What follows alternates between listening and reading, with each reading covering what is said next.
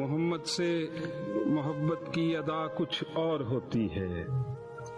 یہ ایسا عشق ہے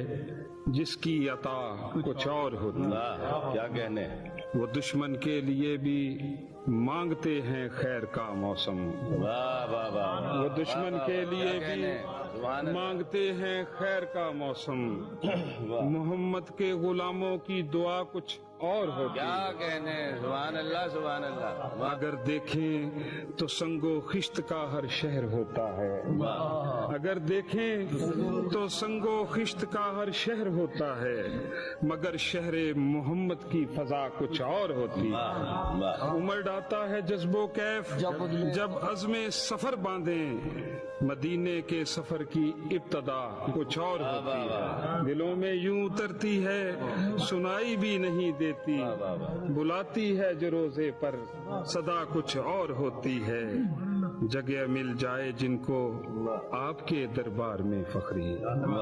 جگہ مل جائے جن کو آپ کے دربار میں فخری، پھر ان کے عشق کی بھی انتہا کچھ اور ہوتی ہے۔ بسم اللہ الرحمن الرحیم۔ کافر سے تجارت کب تک جائز ہے، لین دین کب تک جائز ہے، اور اگر وہ نفع حاصل کرتا ہو تو اس کو نفع دینا کب تک جائز ہے؟ سید اعلیٰ حضرت رحمۃ اللہ تعالی علیہ فتاوی رضوی شریف جلد نمبر 14 صفحہ نمبر 421 پر ارشاد فرماتے ہیں، اور غیر ذمی سے بھی خرید و فروخت، اجارہ و استئجار،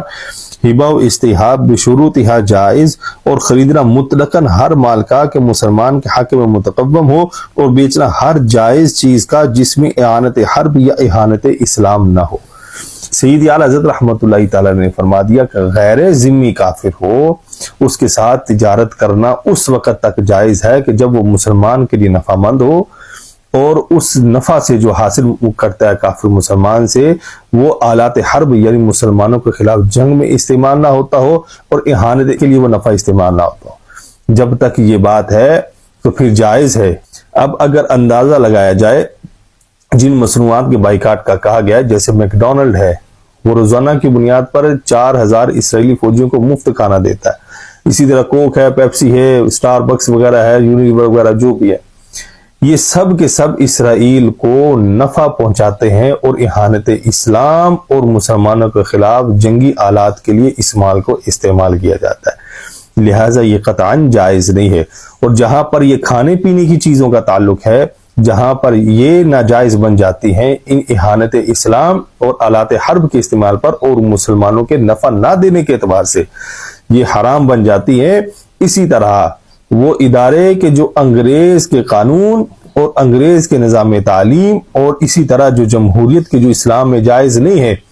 یہ بھی انگریز اور انہی کی پھیلائی ہوئی ہے جن کے خلاف ان مصنوعات کا بائیکاٹ کا اعلان کیا گیا۔ ان سے بھی قطع تعلقی کرنی چاہیے، انگریزی نظام تعلیم کو ختم کرنا چاہیے، اس کی جگہ اسلامی نظام تعلیم ہونا چاہیے، اسی طرح انگریزی قانون کو ختم کر کے اسلامی قانون کا نفاذ ہونا چاہیے، اسی طرح جمہوریت کو ختم کر کے جو اسلام بادشاہت یا خلافت کے اصول دیتا ہے اور مسلمانوں کو خلیفہ یا بادشاہ دیتا ہے اسی کو نافذ کرنا چاہیے۔